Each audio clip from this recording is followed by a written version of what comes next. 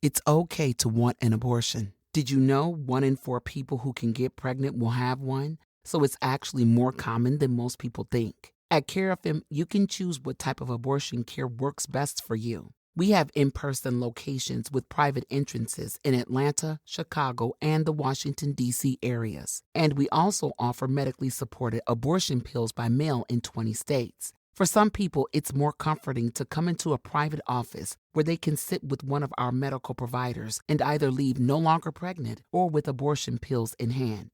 For others, they prefer to get abortion pills through the mail so they can decide the best time and place to complete the process. Getting abortion pills by mail from CareFM is simple. Fill out an online form, and a licensed provider will review your medical history. And if eligible, your medication will be shipped to you in a couple of days. Kara, our text-based abortion companion, will guide you through the process from start to finish with instructions, reminders, and answers to all your questions whenever they come up 24/7. With either choice, please know CareFM will support you every step of the way. Learn more at carefm.org. In Walmart's Who Newville, joy started to grow. For online-only savings sure to steal the show. Tech treats and toys so dazzling and new. Walmart Cyber Monday deal soon ready for you. It's online only with very little time to spare. December 1st will soon be here, so be sure to be there. The Who's are prepared. Are you ready too? A day packed with savings. Amazing! Who knew? Subject to availability, terms and fees apply. Get your mother-loving ears on because your big-time radio DJ's got news. PayPal lets you choose how you want to pay for all the stuff. With PayPal, I can pay in-store, pay online, or pay over time. What's that? You want this translated into song? I hope you're sitting down. You can pay your own way. You keep those ears on, you hear? Don't just pay, baby. PayPal. Learn more at paypal.com. Whenever there's a lack of this central kingship, this sort of gang warfare breaks out between the noble houses. The numbers of dead are probably in the hundreds, I should think, if that. It's a small affair.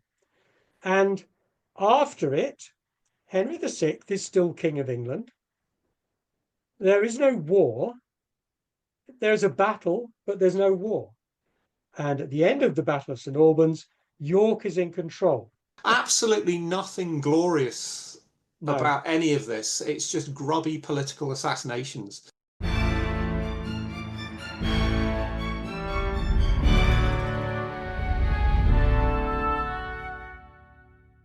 Hello. In this second and concluding part on the causes of the Wars of the Roses, Henry VI fails in his kingly duties and rival factions gain strength across England. Two houses had emerged, the House of Lancaster, with Henry at its head, and the House of York, with Richard, Duke of York, the main man. The Yorkists were joined by Richard Neville, Earl of Warwick, and known as the Kingmaker, though my guests today are sceptical as to his political achievements. Derek Birks and David Pilling return, and we discuss the two houses, the rise of York and the faltering Lancasters, and the Kingmaker himself as momentum builds to the street fight that was the Battle of St. Albans in 1455. Plenty more history is on the way, so please do share with friends. But in the meantime, I'll hand you over to me talking with David and Derek on the causes of the Wars of the Roses, Part 2, Lancaster and York.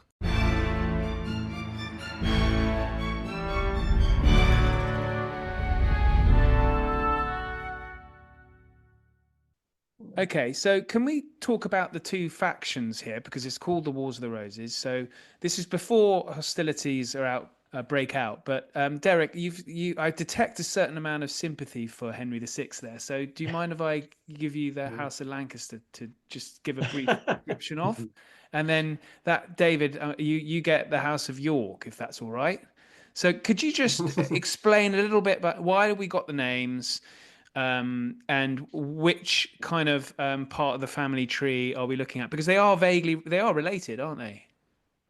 Oh yeah, they're all related. Yeah. Okay, so if we consider that we've mentioned Henry IV, who usurped the throne from Richard II in 1399. This traditionally was used as a date for the beginning of the Wars of the Roses. Absolute rubbish. but it's a point where things happened, and that's where the House of Lancaster gained the throne. So John of Gaunt's son, Henry Bolingbroke, Henry IV, took the throne essentially.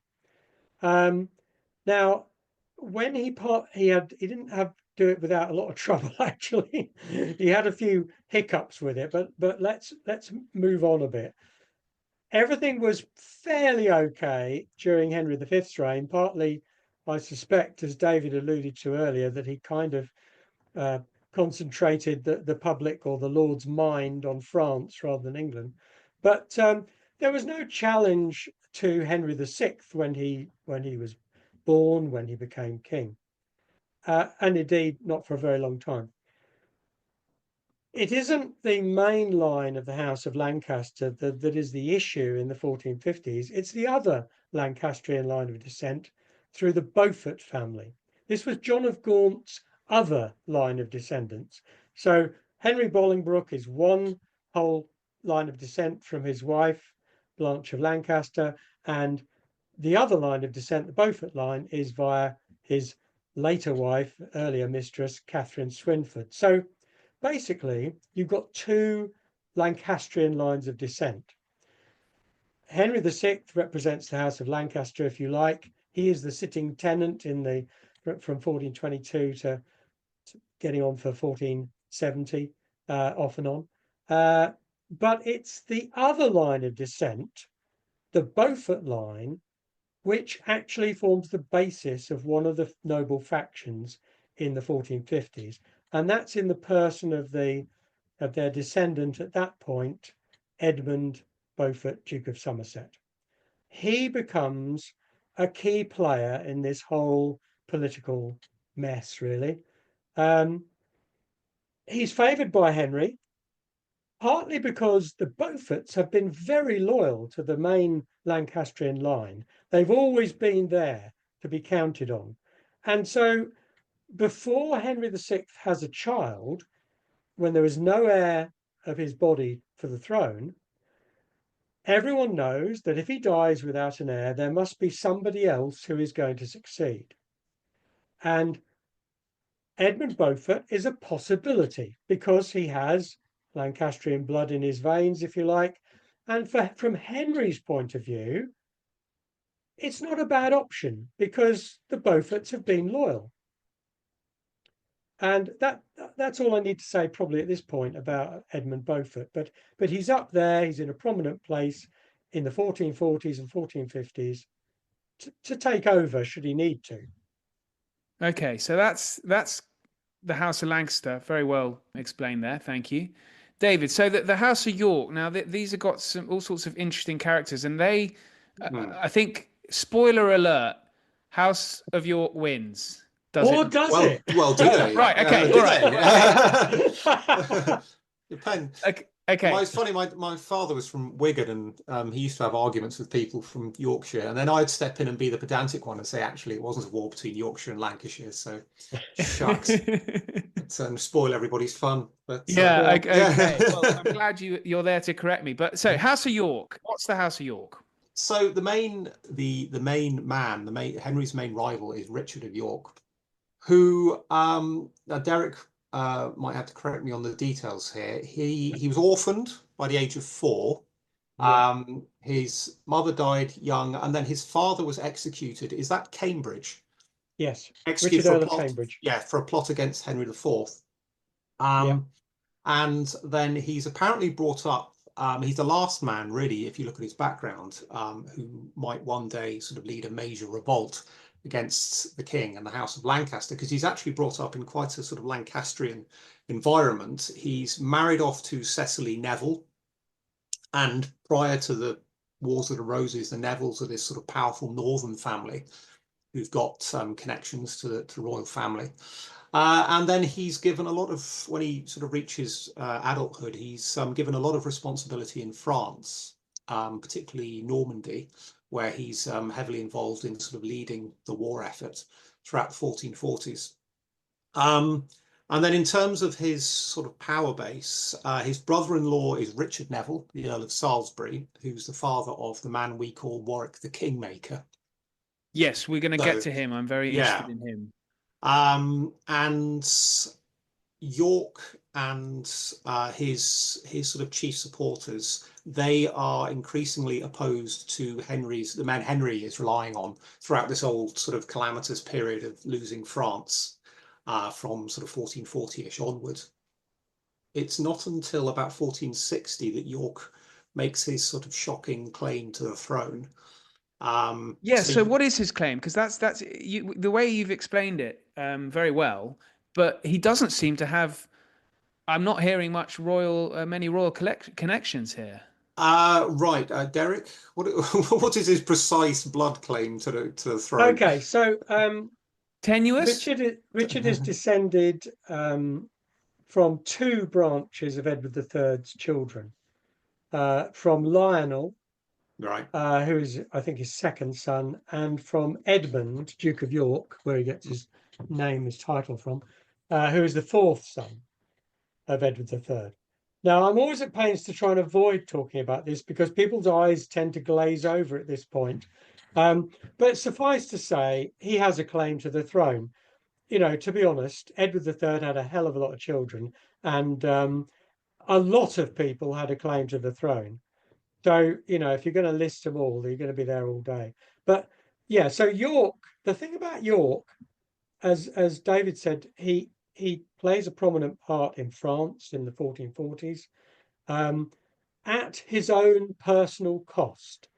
He ends up being, I think it's something like he's owed about £40,000 or something by the end of it all. And that sort of sits very ill with him.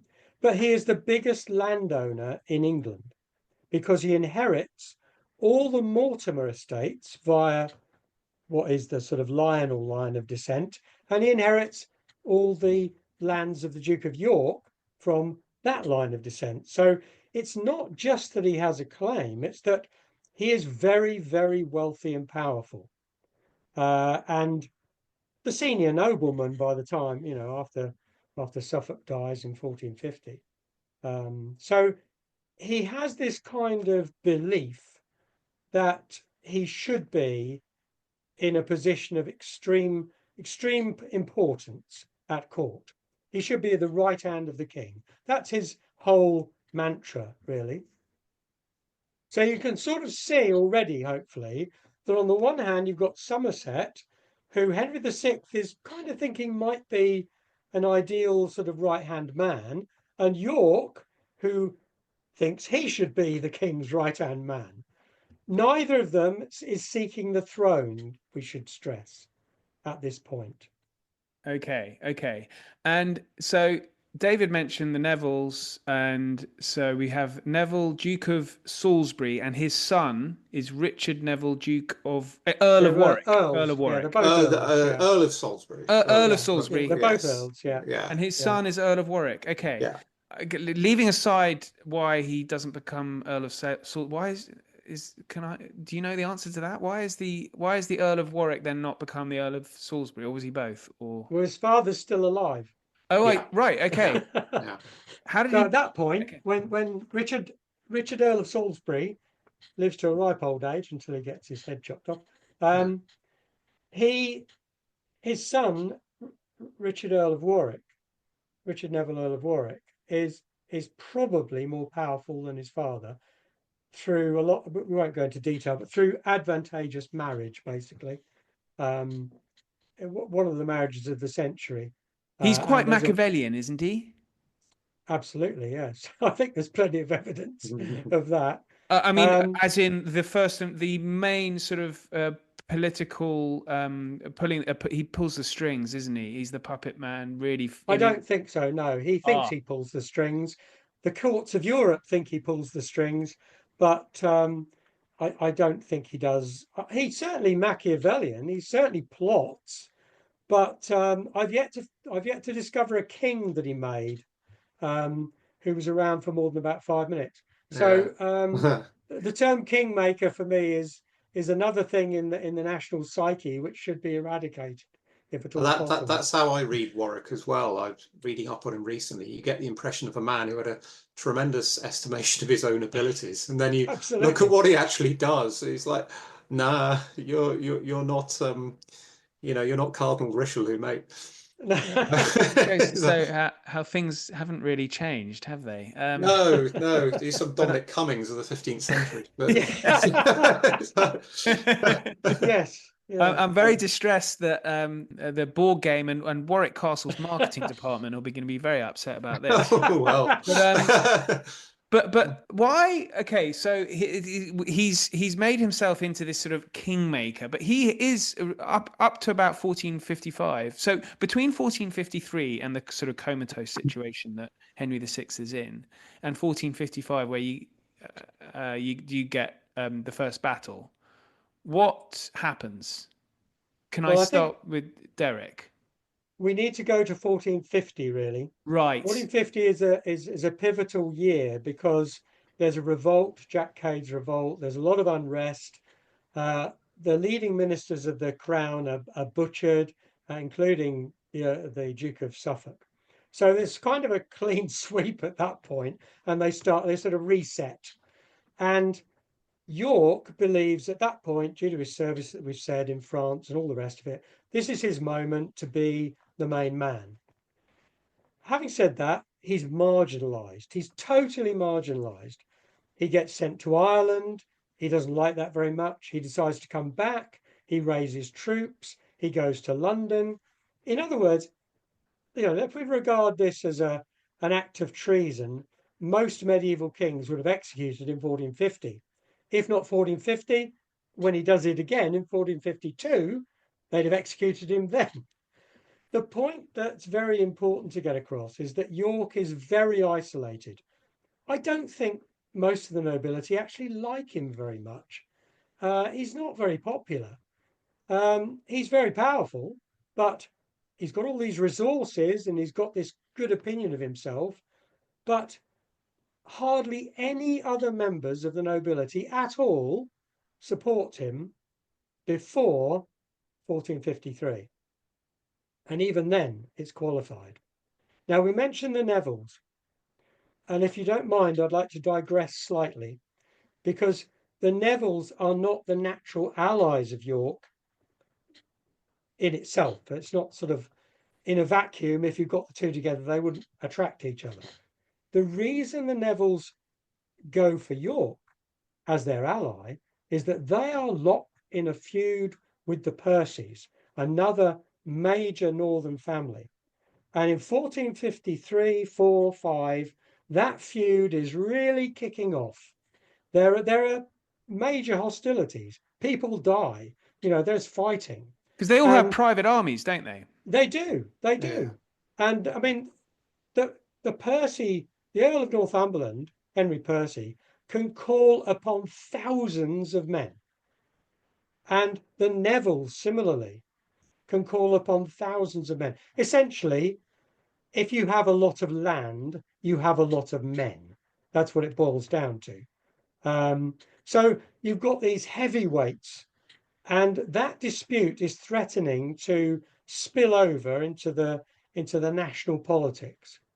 Now, leave that in the background and then say, okay, Henry's now going to go into a catatonic state. There is no king to legislate on that problem, to solve it. Somebody's got to intervene and knock heads together. So the Nevilles position themselves with the man most likely to be chosen as protector because he's the senior nobleman, because he has more money and wealth than anybody else, and that's York. So had it not been for their need for a strong ally at the centre of government, the Nevilles would not necessarily have supported York. As I said, he was really isolated before that. Hello, Ollie here. Please forgive my interruption, but I wanted to let you know that at Aspects of History, we produce a digital magazine featuring articles, interviews, short stories and book reviews of the best historical writing available. Authors featured including Ben Macintyre, Lucy Worsley, Andrew Roberts and plenty more. An annual subscription is available for only $9.99, that's pounds or dollars. Yep, you heard that right. That's 6 issues for under £10 or dollars. Head over to aspectsofhistory.com to subscribe, where you can also gift subscriptions. Now back to the show. Was it Suffolk you mentioned, or Somerset, who was Henry's main advisor at this stage? At Yes. this stage, it's Somerset, I think. Somerset. Yeah, Somerset. Yeah. So, David, why didn't they just go with Somerset rather than York? Because as Derek's explained earlier, I think York is not. I think it was you, David. York wasn't closely linked to Henry VI at this stage. Well, from what I understand, Suffolk was no more successful in France than Somerset was no more successful in France than Suffolk had been. And he carries a lot of the blame for. There's a very bad defeat in 1450 at a place called Formigny. I think that's one of the last field armies the English have got in France, and that's blown away. And Somerset carries the can for a lot of that. And Derek was talking about the relationship between York and the Nevilles. The Nevilles needed York to back. They needed his backing to defeat the Percys. And when you get into this situation with the lack of central authority, like the king has basically been knocked out for the time, throughout this era, or medieval era, certainly England, whenever there's a lack of this central kingship, this sort of gang warfare breaks out between the noble houses. I mean, as well as the Percy Neville feud, you've got something called the Bonneville Courtenay feud, which I know nothing about, but it's another turf war between, rival aristocratic houses. In the southwest. In the southwest, right? Okay. Yeah. And then if you go back to any sort of period of civil warfare or internal warfare in England back to the 13th century, it's all, or the Stephen and Matilda, whenever really, there's no effective king, let alone a king in a catatonic stupor. Then these families, who in an ideal world would all sort of close ranks and sort of say, right, the king's out of action, we need to band together here for the common good. It's just factionalism. They just turn on each other. It's so fascinating because it does. Listening to you both speak about this, it makes one in awe, really, of Henry V, who was just such an. Having just read the recent biography, he's an extraordinarily effective king, and his son is for 9 years. What would have happened if he'd lived another 20 years and he'd had to cope with the resurgence of the French? Well, I think he would have beaten the French easily, I'm sure. Of course he would. Yes, he would. Good old Harry. David, this isn't a French podcast, David. No. I just think that, as I said before, I think his brother Bedford, although he lacked the crown, was just as impressive a figure. And I think, I suspect ifs and buts, but if Henry had lived another 15, 20 years, he would have kept things going. And possibly his son would have benefited from having his father around for longer. But I do think that re-triggering the French War, how could you possibly resolve that? The English were never going to conquer France. It's huge. It's not about winning battles. It's how on earth do you occupy and control this massive territory when they don't really want you there? At Carafem, you can choose the abortion care that works best for you. With in-person visits in Atlanta, Chicago, and the D.C. area, or medically supported abortion pills by mail in 20 states. Some people feel more comfortable meeting with a provider in person and leaving either no longer pregnant or with pills in hand. Others prefer getting abortion pills by mail. Just fill out a short online form, and if eligible, your medication arrives in a few days in a plain package. When you choose abortion pills, Cara, our text-based abortion companion, is with you every step of the way, offering 24/7 support and answers whenever you need them. However you get care, Carafem will support you every step of the way. Learn more at carafem.org.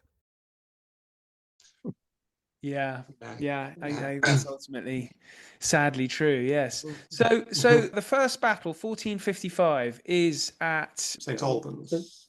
St. Albans, that's it. Yeah. Who wants to describe St. Albans? Derek, this will be as a taster. I'd love to.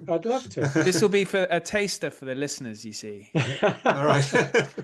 Well, first of all, I mean, St. Albans is often called the first battle of the Wars of the Roses. It's really a very big assassination. It arises out of, York and the Nevilles are negotiating with the king in the spring of 1455. They want basically the king to get rid of Somerset. I mean, this is not the first time this whole dispute has been going on. Somerset's been put in the Tower and taken out again several times. So they've been arguing about this for a long time. So basically, the king is between a rock and a hard place. Most of his councillors, most of the nobility, except York and the Nevilles, are on his side. Only York and the Nevilles oppose him, but that's a big only, because between them, they are massive. They have enormous resources. So basically, York and the Nevilles are saying to themselves, look, we've talked about this. We've tried to get rid of Somerset by legal means. The king is never going to, even if the king puts him in the Tower today, he's going to take him out again tomorrow, and he'll be back in control. So we need to get rid of this guy. We need to get rid of him so that he can't come back.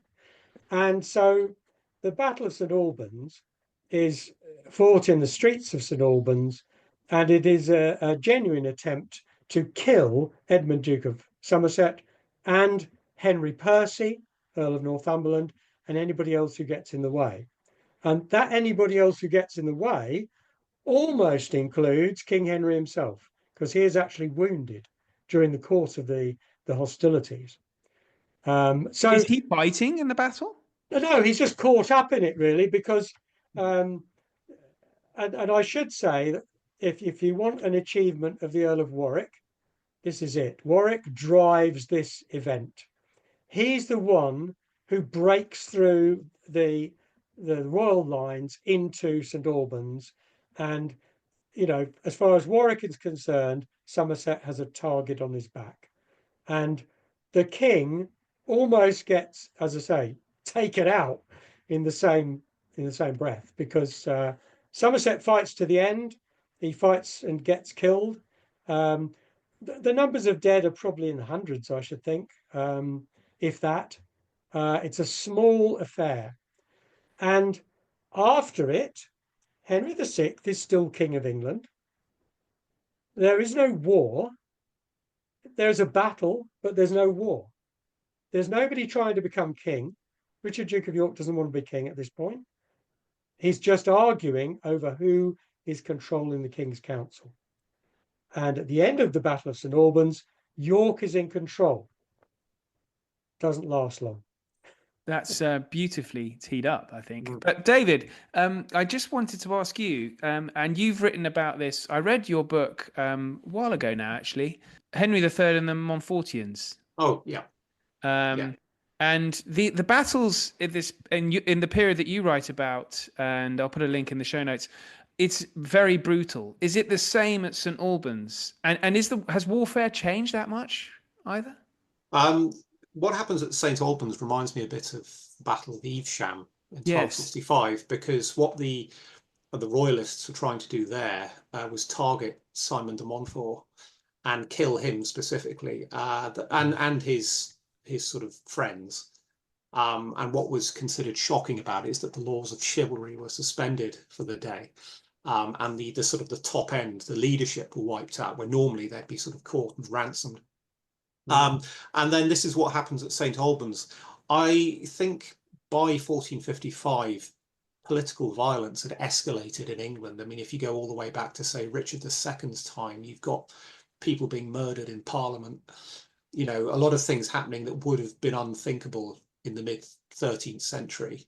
But yeah, as a military action, St. Albans strikes me as a street fight in which the Yorkists basically wanted to grab very specific people and kill them, which is what they did. I think Beaufort, he's actually killed in a pub.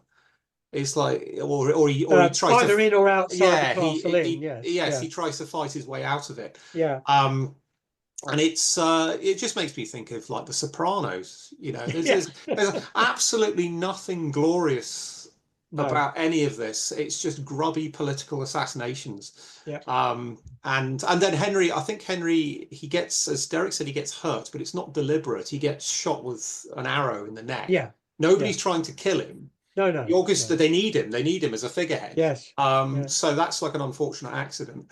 And I think he's, by the time when the Yorkists find him, he's been deserted and he's sort of cowering in a corner somewhere. And I mean, clearly this man, he's not his father, is he? If anything is going to kibosh his reputation as a military leader, and being found cowering in a cellar or wherever they found him, it's not it. I do see similarities. It's just I always find something extra sordid about the Wars of the Roses. It's just this round of beheadings that seems to go on forever until only Henry Tudor is left. Yeah, I think that's true if you lump it all together. But as I said, I think you've got to separate things out because, I mean, St. Albans is really nothing like any of the other battles. No. Because it's kind of as that Prussian general von Clausewitz that said, it's politics by other means. It's the politics spilling over into violence, and as David said, quite deliberate violence. But after it, there is no war. That Henry is still king. No, that's true. As Derek says, we tend to lump all this together. I think the next battle is in 1459, so that's 4 years later. Yeah. And the other thing is, there's a reaction to St. Albans in that many of the nobility, Buckingham and others, are horrified at what has happened. And it's one of the reasons, not the only one, but one of the reasons why York loses control during the peace, if you like. He wins that battle in a way, but he loses then control of the country, control of the king, because people are horrified at the lengths he's gone to. And that will lead into what happens next. He sounds like a thoroughly distasteful chap, actually. But this has been absolutely riveting stuff. So thank you. Would you like to come back to talk about Wars of the Roses Part 1? Oh yeah, it gets into the real bloody gory stuff now. Yeah, brilliant. It actually reminds me. I took some friends from work when I worked in IT, and a whole bunch of friends who hadn't studied history or anything like that. We went to watch Richard III at the Globe with who's the actor who's just played Thomas Cromwell? Oh, Mark Rylance. Mark Rylance playing Richard III. Absolutely brilliant performance as Richard III. But it's obviously Shakespearean dialogue, so they were a little bit perturbed by that. But I just said, it's The Sopranos. And it really is. It's just sort of gangsters and, families fighting amongst each other. When I always think of that quote from Brian Blessed. He said when they were filming I, Claudius, he said he and the rest of the cast couldn't get a grip on the script at all until the director said, look, you're mafia. You're just mafia. And they went, oh, mafia, right. And then it was always all fine from there. Exactly. I think it really does help to explain. So this has been wonderful. Thank you both. And listeners, links are in the show notes. And I look forward to the Wars of the Roses Part 1. No problem. Bye-bye. Thank you. Thanks a lot. Thanks. Bye. Thanks so much for listening. Derek and David will return to discuss the Wars of the Roses over several episodes, so there's much more history to come, including the Vietnam War and Wallis Simpson, Duchess of Windsor. But until then, thank you and good night.